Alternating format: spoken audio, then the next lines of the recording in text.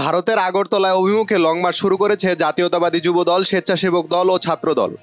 ভারতের আগরতলায় বাংলাদেশের সহকারী হাইকমিশনে হামলা, বাংলাদেশের জাতীয় পতাকা অবমাননা ও সাম্প্রদায়িক দাঙ্গা বাঁধানোর ষড়যন্ত্রের প্রতিবাদে এই লং মার্চ করছে বিএনপির 3 সংগঠন।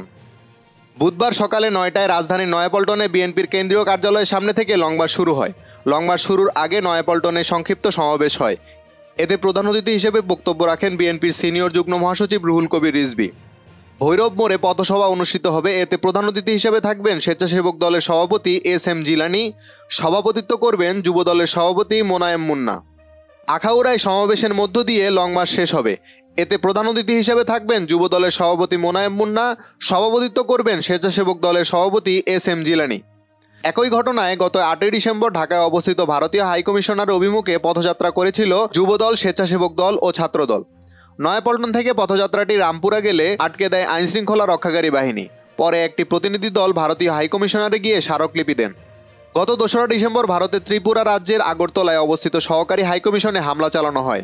হিন্দু সংঘর্ষ সমিতি নামে একটি সংগঠনের সমর্থকেরা এই হামলা চালায়।